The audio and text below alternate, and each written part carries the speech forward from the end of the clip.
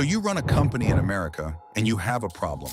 Traditional marketing is expensive, retail is competitive, and finding good salespeople, nearly impossible.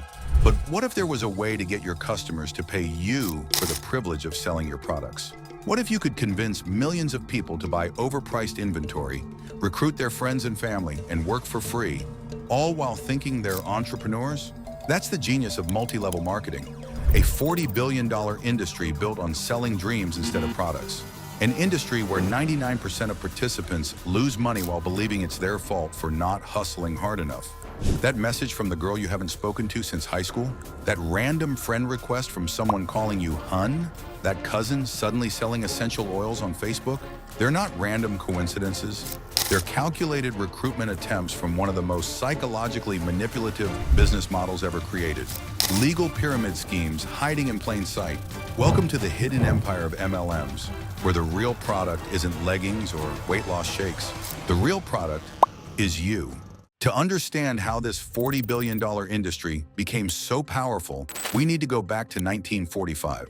After World War II, as men returned home and women were pushed out of factories, an early multi-level marketing called Nutrilite offered women a path to income outside traditional employment.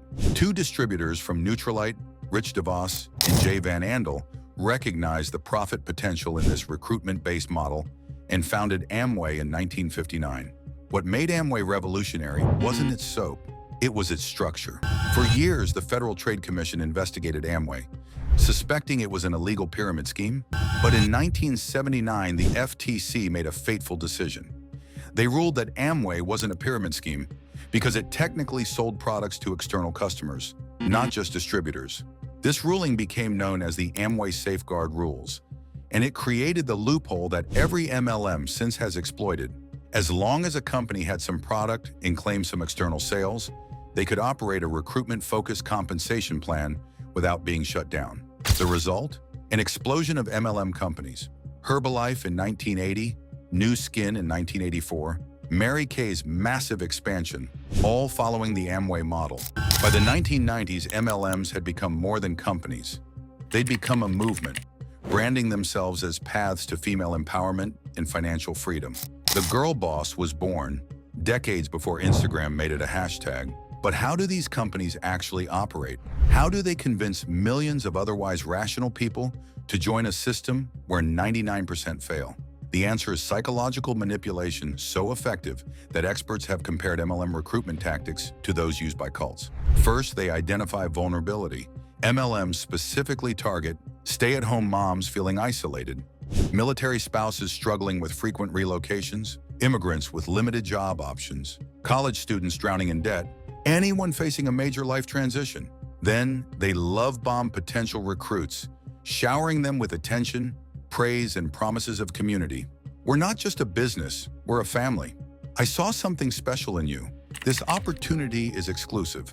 Once someone joins, the real manipulation begins. MLMs use what psychologists call thought-terminating cliches, simple phrases that shut down critical thinking. Be a girl boss. You're investing in yourself. The only thing stopping you is you. They create a culture where failure is always personal, never systemic. Not making money? You're not working hard enough. Friends avoiding you? They're dream killers who don't support your success. They reframe objections as opportunities. When someone says they can't afford the starter kit, that's exactly why they need this business. But the most insidious tactic is financial entrapment. New recruits are encouraged to 1. Buy expensive starter kits, often $500 to $5,000. 2. Subscribe to monthly product minimums. 3. Attend costly conferences and training. 4. Purchase promotional materials. By the time most people realize they're losing money, they're often thousands of dollars in debt, with garages full of unsold inventory. Now let's look at what the MLM industry doesn't want you to see, the actual numbers. According to the FTC, 99% of MLM participants either make no money or lose money, not 75%, not 90%, 99%. When MLMs are forced by lawsuits to disclose their income statistics, the results are staggering. At Herbalife, 86% of distributors earned nothing from the company. At Monat, the median annual income for 94% of distributors was just $183.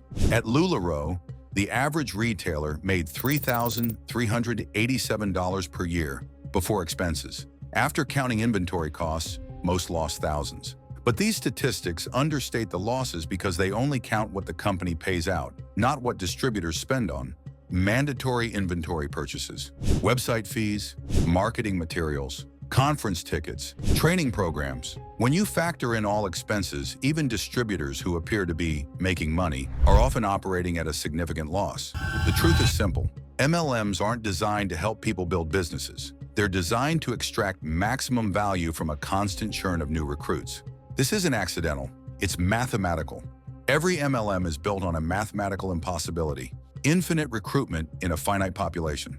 Let's break it down. In a typical MLM, each person needs to recruit 5 people to start making meaningful income. Those 5 people each need to recruit 5 more. Level 1, you recruit 5 people. Level 2, those 5 recruit 25 more. Level 3, those 25 recruit 125 more. Level 4, those 125 recruit 625 more. Level 5, those 625 recruit 3,125 more. Level 6, those 3,125 recruit 15,625 more. Level 7, those 15,625 recruit 78,125 more. By level 11, you'd need more than 48 million people, more than the adult population of California. By level 13, you'd exceed the entire US population. This is why sustainable success in an MLM is mathematically impossible for most participants. The system requires an endless supply of new recruits, and we live on a planet with finite people. Those who get in early and focus primarily on recruitment might succeed. Everyone else is destined to fail, not because they're not working hard enough, but because the model itself ensures failure for the majority. MLMs don't just cause financial damage. They destroy lives, real lives of real people. Meet Marley Ezerick, a real victim of LuLaRoe's practices. Marley was a high school teacher who joined LuLaRoe in the summer of 2016, investing $5,000 for her initial order kit containing 284 pieces of clothing. Like many recruits, she couldn't choose specific sizes or patterns, just received a random assortment. In March 2017, when Marley was 10 weeks pregnant with her first child, she was brought on stage at a LuLaRoe convention in Austin, Texas. The founders asked her for her why, her reason for joining the company. She was excited about the opportunity to make money while caring for her baby. 2 months later, Marley was more than $15,000 in debt. Despite sometimes working 30 hours a week on top of her full-time teaching job, she never made more than a few $100s from LuLaRoe. Fearing she wouldn't be able to afford daycare, diapers, and baby wipes for her unborn child, Marley filed for Chapter 7 bankruptcy in May 2017, less than a year after starting her LuLaRoe business. Marley is not alone. A TINA.org investigation found that at least 115 current or former LuLaRoe distributors have filed for personal bankruptcy since 2016. In fact, LuLaRoe distributors are more likely to end up bankrupt than to reach the highest tier in the company's distributor ranks. This is the reality that MLM promotional videos don't show you. While the founders of LuLaRoe continue to tout financial freedom in their marketing, real families like Marley's face financial ruin. The psychological manipulation is so effective that many victims don't even recognize they've been victimized. Instead, they blame themselves for their failure in a system designed for them to fail. And the companies, they face few consequences. When lawsuits do succeed, the settlements are typically a fraction of the profits made. LuLaRoe, for example, settled a lawsuit in Washington state for $4.75 million after being accused of operating a pyramid scheme. That same year, their estimated revenue was $2.3 billion. So why aren't MLMs more heavily regulated? The answer lies in something many Americans don't realize. MLMs have extraordinary political protection. The Direct Selling Association, the MLM industry's lobbying group, spends millions annually on political influence. In the past 20 years, they've successfully weakened the FTC's ability to prosecute pyramid schemes, blocked legislation that would require more transparency, placed MLM defenders in regulatory positions. Their political power crosses party lines. Consider Betsy DeVos, former Secretary of Education, whose family founded Amway, or Herbalife, which has hired lobbyists from both Democratic and Republican circles. In 2016, the FTC was on the verge of creating new rules that would have required MLMs to prove their distributors make money primarily from product sales, not recruitment. After intense lobbying, these rules were shelved. This political protection ensures that despite occasional lawsuits and settlements, the fundamental MLM business model remains unchallenged. But there's a shift happening. Thanks to social media, former MLM participants are sharing their experiences. Multi-level marketing communities have formed online. Documentaries and exposés have brought mainstream attention to predatory practices. Companies like LuLaRoe, which once recruited thousands of women monthly, have seen their recruitment numbers plummet after public scandals and lawsuits. More importantly, younger generations seem more skeptical of MLM opportunities. They're asking questions that previous generations didn't. Why would a legitimate business opportunity require me to pay to participate? If this product is so amazing, why isn't it sold in stores? Why do I know so many people who've tried this and failed? But make no mistake, MLMs are adapting. They're shifting to digital products with no inventory requirements. They're leveraging social media influencers. They're co-opting the language of legitimate entrepreneurship and social justice. The tactics evolve, but the math doesn't change. The 99% failure rate remains constant. Here's what you need to remember. If a business opportunity requires you to pay to participate, recruit others to succeed, buy products regularly regardless of sales, attend expensive training and conferences, it's not a business. It's a business model designed to extract value from you, not create value for you.